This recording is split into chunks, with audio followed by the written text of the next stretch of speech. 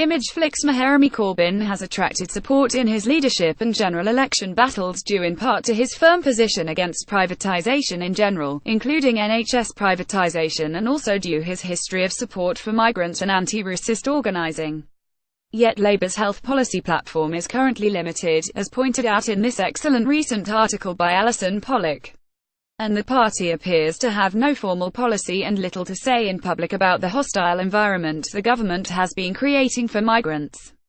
The party's conference this weekend offers members, delegates, and those outside the party, opportunities to improve this situation. The government is trying to blame the severe and growing NHS funding crisis on migrants, but this is a distraction.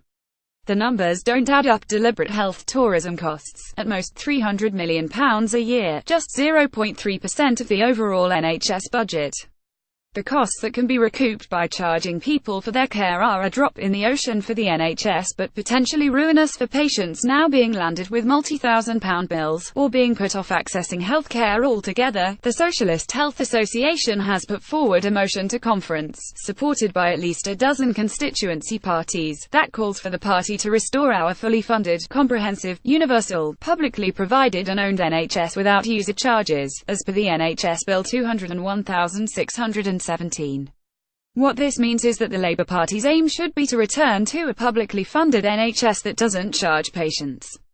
While immigration checks and charges are not mentioned specifically, the references to comprehensive and universal care, and clear emphasis on an NHS without user charges are welcome. The Shah motion also references the NHS Reinstatement Bill.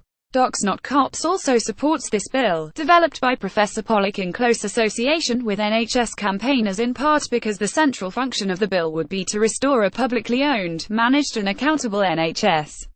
The Reinstatement Bill would end the wasteful and damaging competition between parts of the NHS that has been introduced in order to enable private companies to extract profits. Crucially, Docs Not Cops also supports the aim of the bill to ensure healthcare is available on the basis of need, not ability to pay a migration status. The bill contains a commitment we feel is essential to abolish the legal provisions passed in 2014 requiring certain immigrants to pay for NHS services. For any of this to be discussed at conference, the NHS will have to be selected as an area of discussion in the priorities ballot on Sunday morning.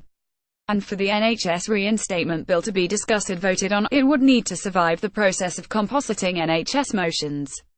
COLP delegates can attend the compositing meeting on Sunday evening to debate motion composition with the relevant NEC Policy Commission co-convener and Shadow Minister. As Momentum's guide to the conference explains, Corbyn himself is registered as a supporter of the NHS Reinstatement Bill.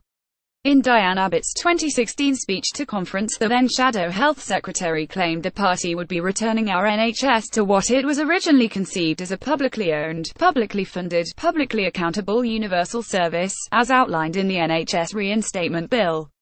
But this has not yet been adopted as party policy, and it didn't feature in Labour's 2017 manifesto. So it's crucial these issues are discussed at conference.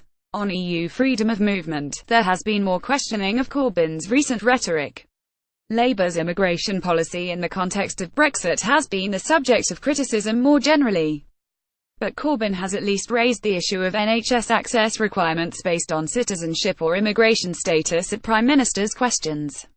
In November 2016 he challenged Theresa May: rather than distracting people with divisive and impractical policies, could you provide the NHS and social care with the money that it needs to care for the people who need the support? Instead of looking for excuses and scapegoats, shouldn't the Prime Minister be ensuring health and social care is properly secure and properly funded? Such statements are obviously welcome, particularly compared to the likely approach of alternative leaders.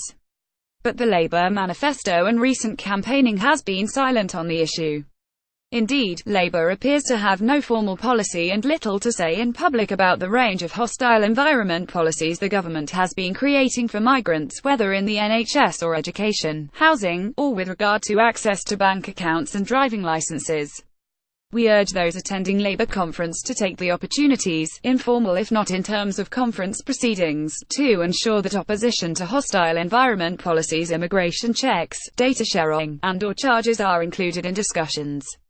Chances to get involved both inside and outside. Conference Movement for Justice MFJ have organised an immigrant rights, anti-racist march and rally at Labour Party conference, making the demand to reverse the hostile environment of racism in Britain on Sunday 24th. The newly formed Brighton Docs Not Cops group will be joining this march 11 a.m. Brighton train station, midday rally at conference. Sussex Defend Our NHS have organised an NHS march and rally. It's a matter of life or death, featuring Shadow Chancellor John McDonnell, Alison Pollock and Dr. Alex Scott Samuel from the Shah. 11 a.m. The Level 12:30 p.m. rally at conference, Sunday 24th. At the World Transformed Festival, which takes place alongside Labour conference but which is open to others, there is a people not-profit reclaiming the NHS event from 11 and 12:45 p.m. on Monday 25th. Emphasizing that there is still a long way to go for the entire party to back a comprehensive, universal, publicly provided NHS. The workshop will explore building a network of NHS activists in Labour that works with unions in health campaigns. Stronger policy is desperately and urgently needed. The Conservatives' 2016 Queen's Speech promised an NHS overseas visitors charging bill. The Department of Health's new overseas visitor charging regulations (PDF) are about to come into force next month, forcing school nurses, health visitors and community mental health teams to charge patients upfront if they are not entitled to free NHS treatment. The impact of the 2014 Immigration Act is already being felt. 20 hospitals are currently running pilots of passport checks and upfront charges for all patients accessing NHS services.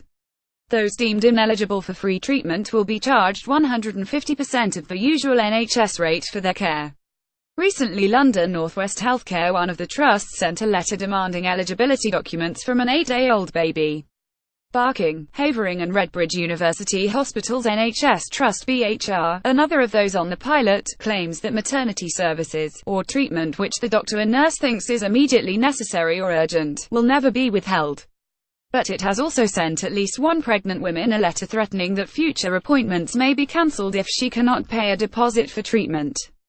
BHR states that patients will be asked to pay a deposit before treatment starts, and will be billed afterwards £6,500 for maternity care. At St George Hospital in Tooting, they've just concluded an evaluation of the first part of their pilot into ID requirements for patients in maternity care. The report found no obvious issue with eligibility in obstetrics, and the new policy led to just 1% of patients being charged for care, 18 out of 1,660 over the course of the pilot, revealing the basis of the policy on a politics of scapegoating. These 18 people are now the targets of the hospital's debt collection agency. We don't know anything about them, their jobs, or their families. We don't know anything about their complicated immigration or asylum statuses, or how they can possibly pay these bills, £45,000 in total. We do know that their details may be passed on to the Home Office, a practice that has been going on for years but has just this year been set out in a Memorandum of Understanding. The St George evaluation claims that no patient was denied treatment due to charging issues. 3.9 But policies like this have their main effect before passports are demanded at the hospital. They deter people from accessing care in the first place. Maternity Action regularly hears from women who have received large bills from the NHS and are distressed because they cannot pay them. It has been shown by Doctors of the World, among others, that pregnant women with irregular or immigration status are avoiding seeking NHS antenatal care, out of fear that they will be deported or face unpayable medical bills. In doing so, they are being put at serious risk. Not only does this raise difficult medical ethics issues for the overstretched NHS staff who are supposed to carry out these checks, it will destroy the relationship of trust between NHS staff and patients. NHS workers shouldn't be forced to police the people they're treating.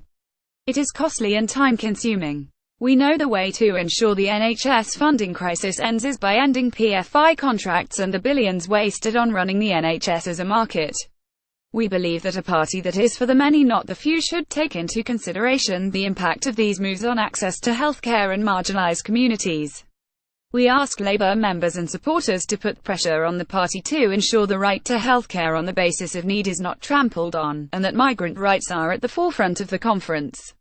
and that they consider joining us at our Patients Not Passports event next Saturday, the 30th of September, when Docs Not Cops, along with a coalition of anti-racism and pro-migrant organizations, will gather at a London location to protest the introduction of immigration checks and upfront charging for all NHS patients, and to share stories highlighting the human impact of these changes.